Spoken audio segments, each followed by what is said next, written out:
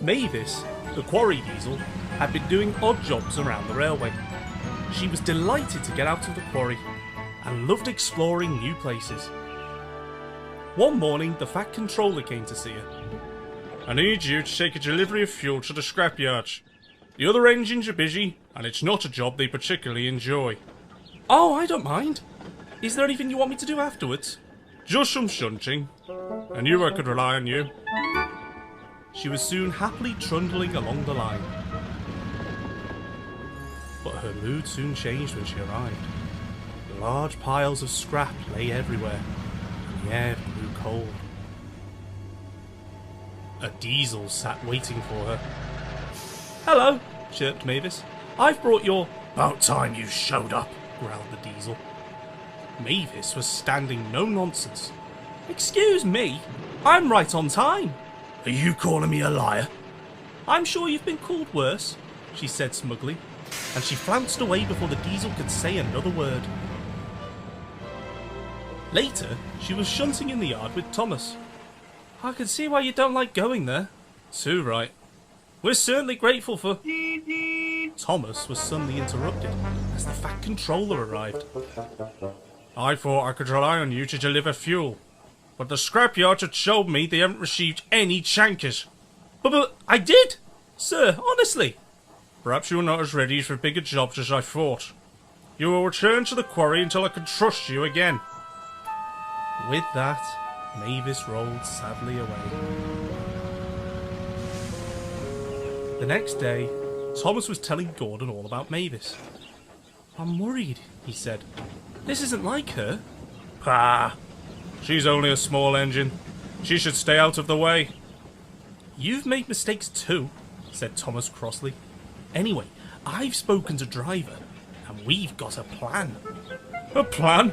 Gordon laughed. "You can't go gallivanting off. The yard needs sorting."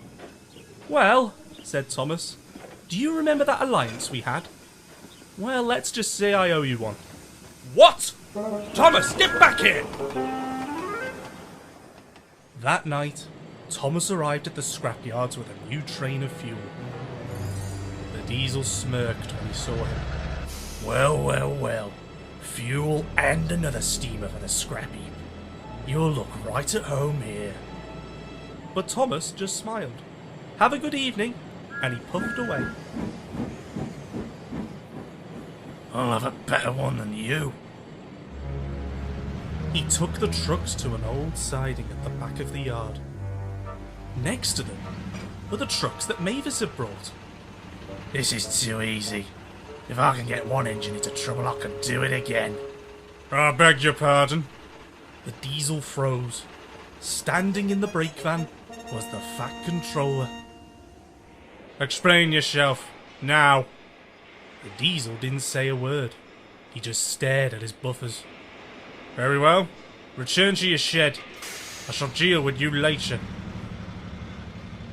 "It seems I owe Mavis an apology." "Please, sir," said Thomas, "but I think I have an idea."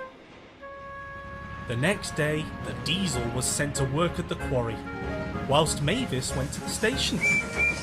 Waiting for her were Annie and Clarabelle. "We're your passenger train," they chimed. "I hope this makes up for my mistake," said the Fat Controller. "Oh, thank you, sir." "Don't thank me. Thomas here made things right." "Well, all in a day's work," Thomas smiled. The guard's whistle blew, and she happily set off. The Fat Controller suddenly had a thought. "Thomas, if you're here, who's doing your work?" "Well, I asked..." Oh dear. I know a song that will get on your nerves, get on your nerves, get on your nerves. I know a song that will get on your nerves, and this is how it goes. Thomas!